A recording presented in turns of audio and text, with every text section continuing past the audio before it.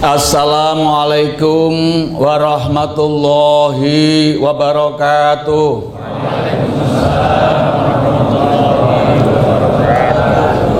Bismillahirrahmanirrahim. Assalatu wassalamu ala man la nabiyya ba'dah wa ala alihi wa sahbihi wa mawalah wala haula wala quwwata illa billah. Amma ba'd. Faya ayyuhal hadirun rahimakumullah, para alim ulama yang senantiasa kami junjung tinggi fatwanya, wabil khusus syekhuna wa mursiduna wa wasilatum bainana wa bainallah wa wasilatum mirahmatillah ilaina Asyidi Syekh Abdullah Mubarak bin Nur Muhammad wa Asyidi Syekh Ahmad Sohibul Wafa Tajul Arifin. Semoga dengan berkah dan karomah beliau berdua Allah memudahkan semua urusan-urusan kita, urusan-urusan keluarga kita, urusan-urusan putra dan putri kita, urusan-urusan cucu-cucu dan menantu kita, urusan-urusan dzurriyyat kita sampai akhir zaman nanti, dan urusan-urusan berbangsa dan bernegara kita. Para wali Allah yang senantiasa hadir dalam majelis manaqib Sultan Aulia Syekh Abdul Qadir Jailani, bapak-bapak, ibu-ibu, ikhwan pengamal Thariqah Qadiriyah wa Naqsabandiyah Pondok Pesantren Suryalaya, baik yang hadir dari daerah khusus Ibu Kota Jakarta maupun dari luar daerah khusus Ibu Kota Jakarta. Mudah-mudahan kehadiran kita di Masjid Al-Mubarakah ini mendapatkan nilai tambah, yakni istiqomah di sisi Allah Subhanahu wa taala. Amin ya robbal alamin. Wabil khusus kepada pengurus Yayasan Sebab Bakti Korwil DKI Jakarta yang insya Allah akan menjadi LDTQN DKI Jakarta dengan seluruh perangkatnya. Demikian pula yang dari Jakarta Pusat, Timur, Selatan, Utara maupun Kepulauan Seribu. Mudah-mudahan kehadiran kita di masjid ini mendapatkan nilai tambah, yakni istiqomah di sisi Allah Subhanahu wa taala.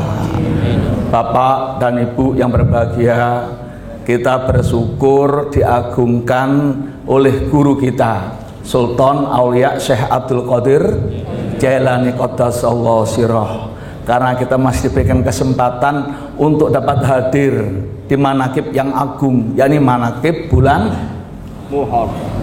Muharram. Kita sekarang bulannya bulan Safar, tapi manaqibnya masih manaqib bulan Muharram. Karena di Suralaya ada catatan bahwa manaqib itu dimulai dari tanggal 11 Hijriah sampai tanggal 10 malam. Jadi tanggal 10 malam masih Muharram. Jadi sekarang kita juga manaqib bulan Muharram. Bulannya bulan dimuliakan oleh Allah Subhanahu wa taala. Bapak dan Ibu yang berbahagia, bulan Muharram ini dimuliakan oleh Allah Subhanahu wa taala dan juga menjadi tahun baru Hijriah. Sebenarnya banyak orang yang menangkap bahwasanya bulan Muharram itu dimuliakan oleh Allah karena menjadi tahun baru Hijriah.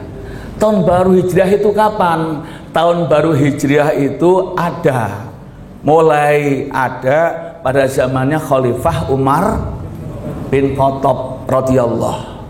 Sebelum itu belum ada. Artinya kita belum punya kalender. Makanya ketika Umar bin Khattab kirim surat kepada gubernurnya, dibalas, ya Amirul Mukminin, surat Anda yang tertanggal kosong, bulan kosong, tahun kosong sudah saya terima. Setelah itulah Umar bin Khattab mengumpulkan para sahabat-sahabat yang masih hidup untuk menyusun kalender Islam. Dimulai dari mana? Dimulai dari perdebatan 1, 2, dan 3 dan 4, akhirnya dipilihlah tahun baru Hijriah. Jadi tahun baru Hijriah itu ditetapkan, Rasulullah sudah tidak ada. Terus Abu Bakar Siddiq juga sudah tidak ada. Terus Pak Harto dulu yang diamalkan itu kalau masuk tahun baru Hijriah baca doa akhir tahun, baca doa awal tahun. Di sana dikatakan Nabi menyampaikan bla bla bla bla. Kira-kira apa? Ini kira-kira itu Nabi yang mana? Tahun baru Hijrah Rasulullah sudah tidak ada. Makanya beruntunglah Suralaya nggak diadakan peringatan tahun baru Hijriah. Lah Muharram dimulakan karena apa Pak? Muharram dimulakan Allah Subhanahu wa taala karena ada satu hari yaitu disebut dengan hari Asyura, hari yang ke-10. Allah Subhanahu wa taala mengatakan kepada kita semuanya, A'udzubillahi minasyaitonirrajim. Inna iddata suhuri indallahi isna asyara sahron fi kitabillahi yauma khalaqas samawati wal ard minha arba'atun hurum. Jadi sesungguhnya bilangan bulan di sisi Allah itu ada 12. Kemudian Muharram, Safar, Rabiul Awal, Rabiul Tsani sampai Dzulhijjah 12.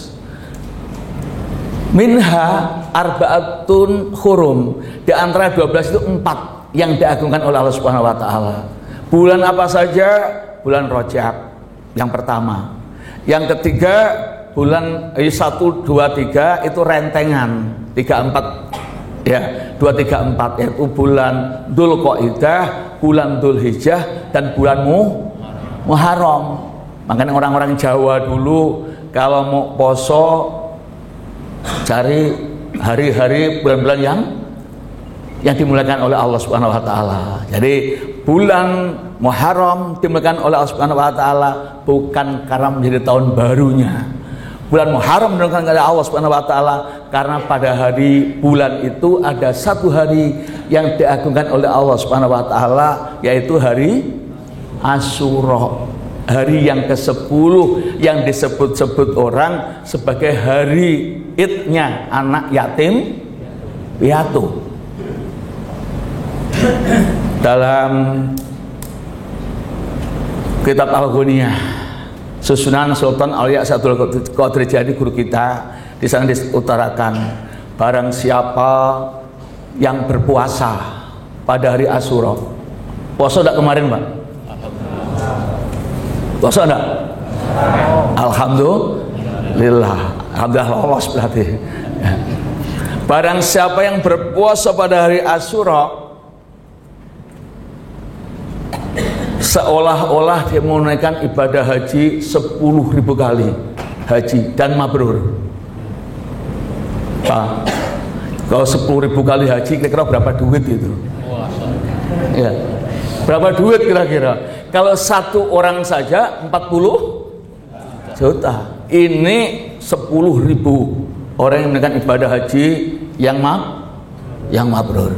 Dan barang siapa yang memberi buka dengan orang yang menunaikan ibadah puasa pada hari Asyura itu seolah-olah dia memberikan buka kepada seluruh umat Muhammad sallallahu alaihi wasallam. Jadi panggil orang satu kasih minum sama dengan umat Muhammad dari zaman Rasulullah sampai akhir zaman. Kita ngasih makan 10 orang 10 kali umat Muhammad sallallahu alaihi wasallam. Barang siapa yang menjenguk orang yang sakit seolah-olah dia menengok seluruh anak cucu Adam alaihissalam. Pak, kok baru dengar ini, Pak? Ya nanti kita niatkan tahun depan. Barang siapa yang mengusap kepala anak yatim piatu, Allah akan mengampuni dosa-dosanya sebagaimana bilangan daripada rambutnya anak yatim piatu tadi. Jadi bulan Muharram dimulakan oleh Allah karena ada hari Asyura dan dikarenakan oleh Rasulullah sallallahu alaihi wasallam tidak akan terjadi kiamat kalau bukan hari Asyura. Di lain hadis lebih mengatakan tidak akan terjadi kiamat kecuali hari Jumat. Tadi 2 hari ini mengikuti waspadai. Makanya ketika Muharram 10 Asyura tanggal berapa? Ya, 10 masih tanggal 10 Asyura. Tempuk enggak dengan hari Jumat? Kalau hari itu ada sama, berarti kita perlu persiapan.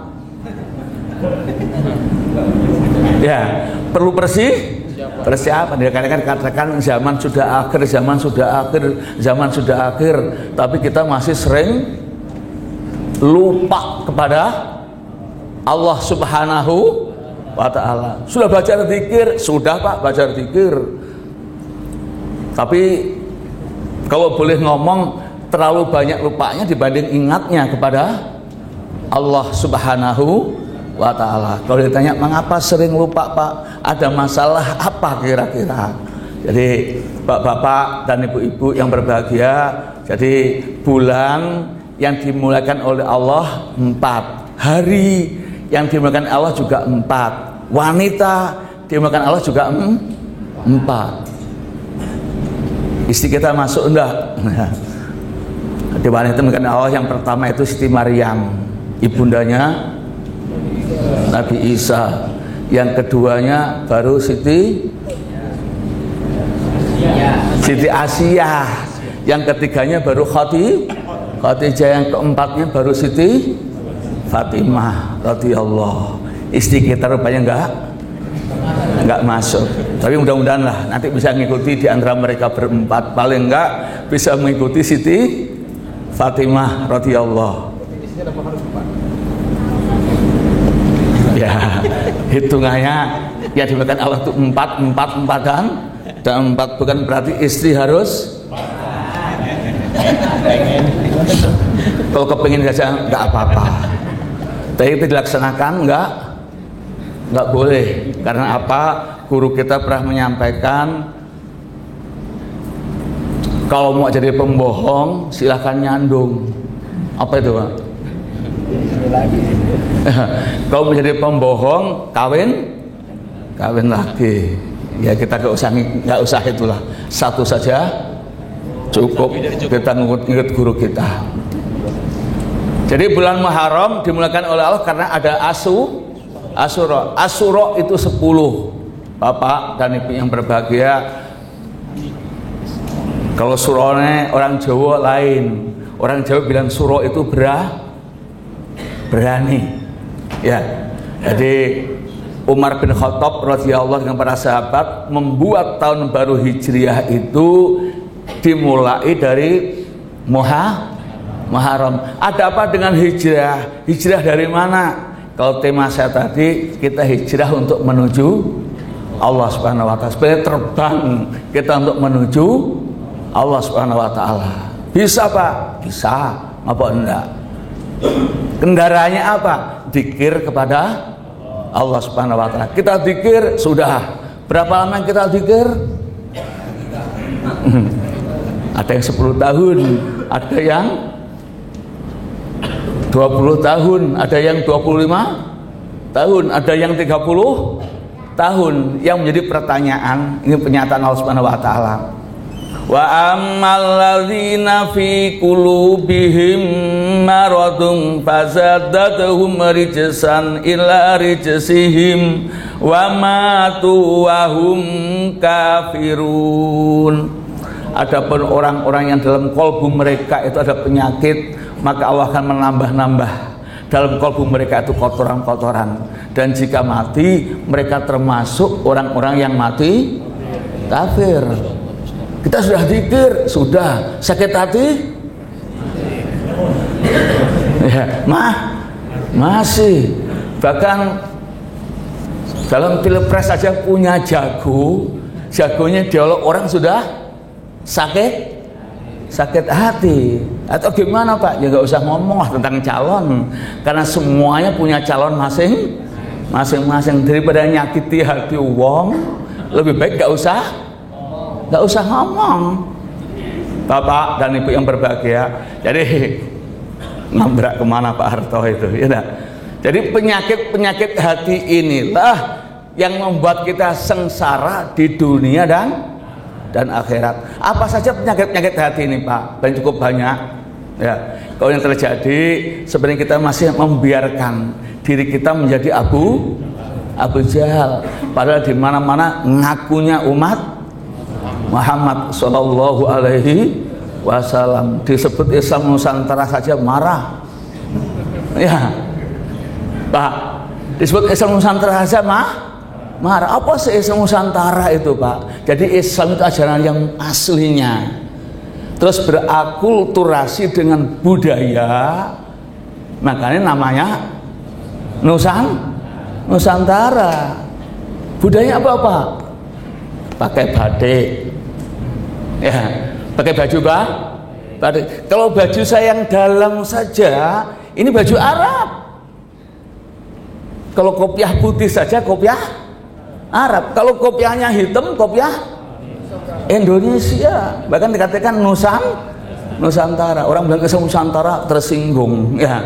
Jadi agama datang ke Indonesia berakulturasi dengan budaya. Kecuali kalau agama bertemu dengan agama, kita mana sinkretisasi, yaitu yang nggak diperkenankan. Tapi di Indonesia juga masih banyak kalau kita mau jujur.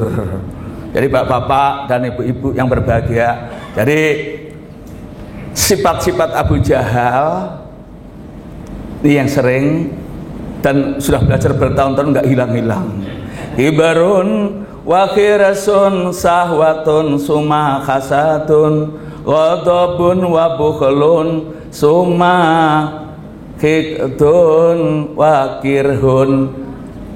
Kibarun sombong, kirsun raku, sahwatun males, khasatun iri, ghadabun marah, bukhlun pelit, khidun dendam, kirhun benci. Ada yang nggak punya ini? Mbak, ada yang nggak punya ini?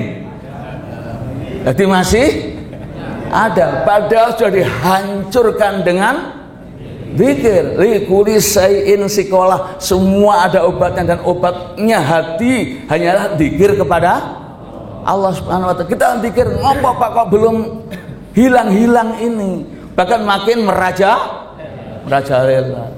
Ini masalah, Bapak dan Ibu yang berbahagia. Makanya syarat zikir, ya, zikir selain bener zikirnya ada syarat. Apa syaratnya? Yang pertama biwudu hitam, dengan wudu yang sempurna. Wudu kita sudah bener belum kira-kira? Pak, ya, bener belum wudu kita? Jadi kita minta kepada pengurus yayasan, baik korwilnya maupun bagian-bagian kotanya, minta apa Pak? Minta mendatangkan orang yang bisa ngajar cara wudu. Lu kok sipil sekali Pak? Ya, kok hanya wudu. Jadi kalau kami di Sanggo itu tiap bulan diadakan praktek wudu, diulang. Ada yang sudah paham, merasa Ustadz marah, tersinggung. Pak, kok wudu terus ya? Al wudu usatrul iman. Wudu itu separuh daripada iman. Kalau wudunya nggak bener, sholatnya nggak sah. Kalau wudunya nggak sah, zikirnya nggak sah. Ya, dasar awal dulu wudu tadi, Bapak dan Ibu yang berbahagia. Makanya saya contohkan kita di Surabaya, kata sini ya sama, pancurannya agak rendah. Pancuran apa Pak? Untuk ambil air wudu. Kita air mancur, kita basuh muka pertama. Sudah basuh muka, tanpa kita sadari air yang dari muka kita banyak yang jatuh. Ketika mau ambil air, jatuh di tangan kita nadah air lagi. Ya, air yang mustakmal ketemu air jadinya mustakmal untuk wudu. Ini pakai banding selesai dari kamar mandi udah anggap wudu sah. Bapak dan Ibu yang berbahagia, makanya ketika Hasan Husain masih kecil, ketika ada orang wudu nggak bener, dia mengetukkan, bingung juga. Jangan-jangan nanti marah orang kita tegur. Akhirnya minta, Tuhan, tolong saya dinilai dulu. Nilai apanya? Sama wudu. Di antara kami berdua, siapa yang benar wudunya? Hasan wudu dulu. Akhirnya Sayyidina Husain. Setelah mereka berdua wudu, dia mengatakan, yang benar kalian berdua, aku yang sah. aku yang salah. Bapak dan ibu yang berpegang, apa cukup bener saja wudhunya Pak? Rupanya nggak cukup. Guru kita Pangersa Abah Anom itu tidak pernah batal wudhu, biwudhu hitam itu. Beliau kalau salaman dengan perempuan pakai apa? Pakai serban. Dan kalau Pak Harto gimana Pak? Saya salaman kalau ceweknya agak cantik, agak lama. Bahkan kalau perlu cipika, ini kacaunya. Ya, jadi nggak ngikuti gurunya. Yang disebut murid, aroda yuridu muridan, orang yang ngikut guru. Pak, mari kita sama-sama belajar ngikut guru. Ada apa dengan wudhu? Allah yang menyampaikan innallaha yuhibbut tawwabin wa yuhibbul mutatah. Sesungguhnya Allah itu menyintai orang-orang yang bertobat dan orang-orang yang suci. Jadi orang yang menjaga wudhu itu gelarnya orang suci. Di mana ada gelar orang suci, Pak? Hanya orang yang jaga wudhu. Kuliah paling S1 ya gitu, S2 paling MAG, S3 paling doktor atau PSD. Tapi enggak ada sebutan suci. Gimana gelar orang suci itu? Jaga. Apa untungnya jaga wudhu? Innallaha yuhibbuhu. Sesungguhnya Allah itu menyintainya. Bapak Ibu yang berbahagia, kira-kira kalau Bapak Ibu dicintai oleh Allah, kira-kira bagaimana? Gubernur menyintai kita saja sudah luar biasa, apalagi Allah Subhanahu wa ta'ala. Ayo kita sama-sama jaga wudhu. Untuk apa Pak? Biar mendapat cintanya Allah Subhanahu wa ta'ala. Yang berikutnya bisautin qawiyin, dengan suara yang kuat. Zikir tadi ya, dengan suara yang kuat. Pak, kalau kita zikir keras-keras selama ini diolok wong, banyak orang ngolok zikir nggak usah kuat. Allah itu enggak. Ini permasalahan Bapak dan Ibu yang berbahagia. Jadi kalau ada orang ngomong Allah itu enggak tuli, berarti menganggap kita itu ibadah untuk Allah. Allah perlu enggak dengan ibadah kita? Enggak. Orang mau beribadah semuanya Allah enggak akan naik derajatnya. Mau kufur semuanya Allah juga enggak akan turun derajat. Ibadah untuk siapa? Ibadah itu untuk dirinya sendiri. Sebagaimana Allah Subhanahu wa ta'ala, kulu amali bani Adam lahu. Semua amal bani Adam itu untuk dirinya sendiri, ila siyam, kecuali puasa. Kalau puasa memang untuk Allah dan akulah yang akan membalas puasanya. Jadi kita pikir la ilaha illallah, bukan untuk Allah. Untuk siapa? Untuk diri sendiri. Karenanya baru karena Allah. Jadi makna harful lam jar itu ke dalam alfiyah punya 28 makna. Ada makna untuk, ada makna milik, ada makna karena salah mengartikan fatal gimana Pak? Meremehkan Allah Subhanahu wa ta'ala. Selama ini ada orang salah nyalahkan orang yang aneh tapi nyata.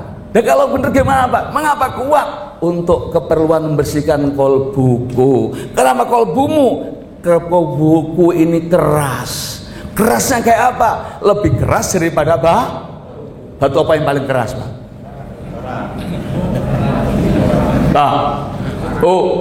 Batu yang paling keras itu yang paling mahal. Belian kah mutiara? Ya, mutiara. Kok mutiara? Bener belian ya.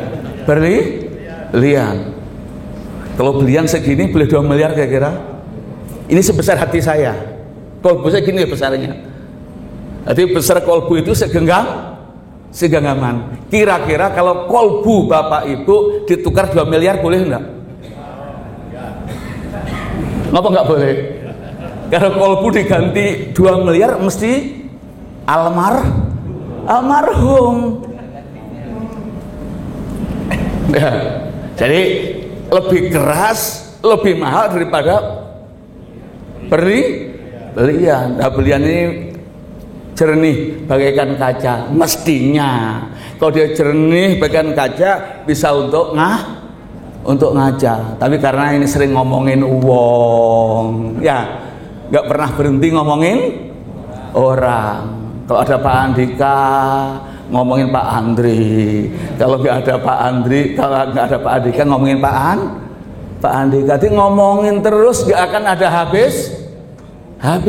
Lihat ini gimana Pak? Ini yang buat gelapnya mata hati kita. Nah ini bisa dibersihkan dengan zikir yang benar tadi. Zikir benar gimana? Zikir yang benar Pak. Ya. Jadi mangqala la ilaha illallah fi akhiri kalamihi dakhalal jannah. Barang siapa yang di akhir kalamnya la ilaha illallah pasti masuk surga. Jadi akhir kalam itu artinya ditutup dengan napas. Wakaf itu akhir. Jadi tiap wakaf mesti diakhiri dengan napas dan tarik napas kembali. Selama ini kita dikiranya gimana Pak? La ilaha illallah. La ilaha illallah. Kalau memang itu yang kita kerjakan, insya Allah yang dikatakan pengersa abah dalam mimpi aku sudah yang kita rasakan. Apa itu? Akan mendapatkan kegaiban yang banyak sekali. Sama kita gimana Pak? Bagi jamaah dikasih dijak. Penting selesai. Jadi pengersa abah menyampaikan dzikir itu harus tartil. Napasnya ya. Jadi la ilaha illallah. La ilaha illallah. La ilaha illallah. La ilaha illallah. Ya, paling enggak ngerjakan sendirilah malam. Nanti kalau dapat buahnya itu baru kita bisa bayar berjamaah sama-sama. Ini enggak Pak, zikir takut ketinggalan kereta. Yang penting selesai. La ilaha illallah. Astagfirullahaladzim. Apa yang dirasakan? Hanya dapat capeknya saja. Dapat capek. Padahal bimbingannya di dalam Miftahus Sudur mestinya mendapatkan kegaiban yang banyak kalau memang cara zikirnya itu benar. Jadi thariqah itu cara Bapak dan Ibu caranya kudu benar. Kalau nggak benar gimana Pak? Sekali lagi pahala saya dapat, cuma manfaatnya kita nggak akan mendapatkan manfaat. Loh itu anak abah saja yang caranya nggak bener, wudunya nggak bener, mandinya nggak bener juga sembuh ya Pak. Ya itu ditanggung oleh guru mursyid yang melaksanakan bimbingan ibadahnya. Jadi kalau jadi murid pangersa Abah Anom melaksanakan bimbingan ibadah. Pak Ibu yang berbahagia. Jadi kalau di dalam mankobah yang 40 tadi Abah Langi Syekh Abdul Qadir Jalil menyebut murid Syekh Abdul Qadir Jailani tidak akan masuk neraka jahanam. Itu muridnya Sultan Aulia Syekh Abdul Qadir Jailani. Muridnya Rasulullah Pak, berapa banyak murid Kanjeng Nabi Muhammad? Nabi menyampaikan sahabatnya banyak, tapi Nabi mengklaim 10 sahabat yang ini gak akan masuk surga.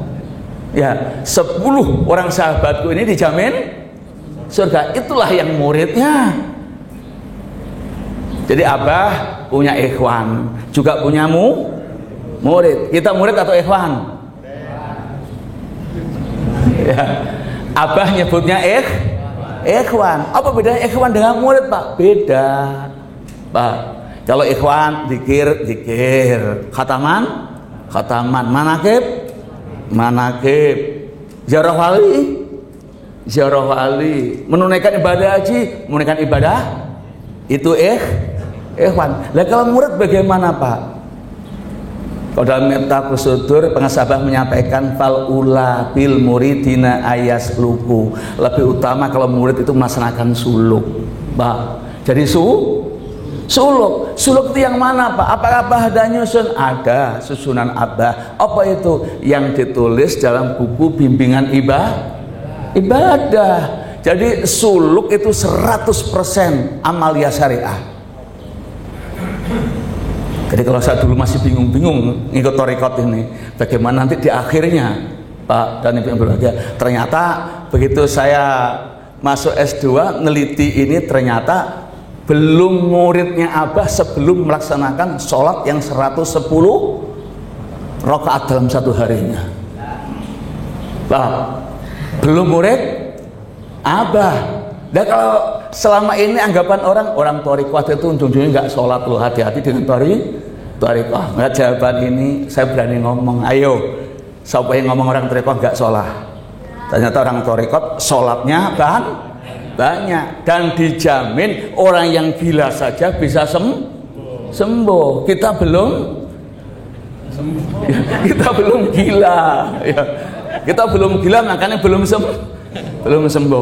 Jadi Bapak dan Ibu yang berbahagia, mereka ada yang bertanya, mengapa sampai sekarang Abah belum ada penggantinya, Pak? Muridnya saja belum ada, bagaimana ada penggantian? Bagaimana badalnya? Wakil talqin. Abah mau menyampaikan wakil talqin itu sama dengan ikhwan yang lain. Mengapa dengan ikhwan sama dengan ikhwan yang lain? Karena belum melaksanakan ibadahnya. Rasulullah Shallallahu Alaihi Wasallam setelah melaksanakan zikir 10 tahun, Nabi dan sahabatnya sudah mantap, itu masih disempurnakan dengan sholat, Pak, Bu. Sholat ngurus dunia ke akhirat, Pak, Bu. Sholat ngurus dunia ke akhirat. Ya, dunia akhirat. Menurut saya ngurus dunia. Apa dunia, Pak? Abah nyampaikan, barang siapa yang 10 menit di atas sajadah sebelum masuk waktu sholat, 10 menit sebelum rezeki habis, sudah didatangkan oleh Allah Subhanahu wa Ta'ala, dan diperkuat dengan doa. Kalau kita dalam duduk apa, Robbih firli war khamni wajburni warfa'ni war wahdini wa'afini wa, ada akhiratnya? Nggak ada. Robbik firli, apa, ampuni, warhamni, sayangi, wajburni, cukupi kekurang, warfa'ni, angkatlah, warzukni, beri aku, wahdini, beri aku, wa'afini, beri aku. Yang mana? Ya, jadi makanya kalau orang paham, sholat itu tetap dikerjakan awal waktu. Maunya Abah Anom itu berjamaah. Makanya orang-orang Arab Saudi sana yang jamaah siapa? Yang kaya siapa? Ngapa? Karena mereka memakmurkan Baitullah, memakmurkan masjid Allah Subhanahu wa Ta'ala. Pak, Ibu, dari pengasah Abah memberikan jaminannya. Kalau dalam buku hijau, buku apa yang namanya nih? Uqudul Juman, ini orang baca, punya, tapi nggak pernah dibaca dari awal. Di sini Abah tadi saya tunjukkan Bapak itu, ya. Di sini Abah menyampaikan, dalam hal ini dapat dijelaskan, siapa yang banyak kebutuhan hidup, maka perbanyaklah melakukan khotaman. Ini pesannya Abah. Tapi kita selama ini begitu banyak kebutuhan hidup, makin berhenti. Aneh, tapi apa, Pak? Punya, tapi nggak dibaca, Pak. Ya ini dibaca. Ya, dalam sambutannya. Karena taunya langsung dibaca ila khadratin Nabil Mustafa aja dihafalnya. Yang ini enggak dibaca, ini kelemahan kita selama ini. Demikian juga dalam sholat yang dalam susunan bimbingan ibadah Abah, di sana ada sholat yang namanya sholat kifaratul bauli. Setelah sholat duha, sholat kifaratul, di sana ada doanya. Apa doanya Pak? Doanya membaca sholawat Nuril Anwar. Coba di sana ada catatan, kata Abah, barang siapa yang memiliki perubahan hidup garis miring ingin kaya, hendaklah banyak-banyak membaca doa ini. Pernah baca Pak? Pernah baca enggak? Alhamdulillah. Ya itu bacalah. Karena guru kita memberikan semuanya dari diberikan oleh guru kita. Cuma kita saja yang nggak mau mengamalkannya. Loh, kita ini thariqat untuk akhirat, untuk dunia Pak. Dunia akhirat. Jadi kalau orang mau ngempeng ke akhirat saja, kalau nggak ditopang dengan dunia, ya nggak bisa apa-apa. Makanya kan Nabi Muhammad SAW dikasih thariqat dengan dikasih akidah saja nggak nyambung sebelum diberikan syariat atau syariat. Oh, jadi dunia juga perlu untuk kita semuanya. Bapak dan Ibu yang berbahagia, maksud hati walau gunung apa daya tangan tak sampai masuk ceramah yang disambung, tapi waktunya sudah habis. Kita talkin karena nanti saya jam 1 harus tinggalkan sini untuk menuju bandara. Jam 4 saya harus terbang menuju Pontianak. Besok manakib di Sanggo, Selasa sore di Ngabang, Selasa Ngabang, Pontianak, besoknya Rabu ke Jombang. Manakib di Jombang, satu hari kemudian Surabaya.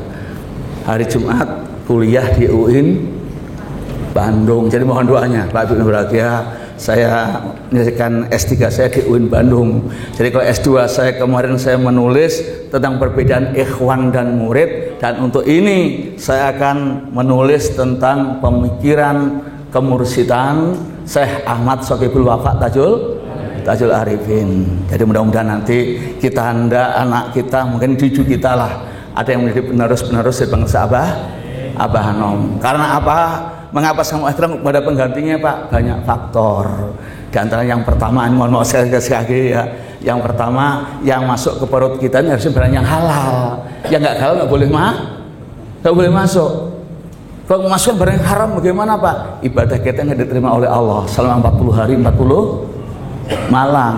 Nah kalau baju kita haram, ya sama saja nggak diterima oleh Allah Subhanahu wa ta'ala. Yang kita pakai sandal orang saja untuk ambil air wudhu, itu namanya sudah gosok saja nggak diterima sholatnya, apalagi pakai baju yang haram.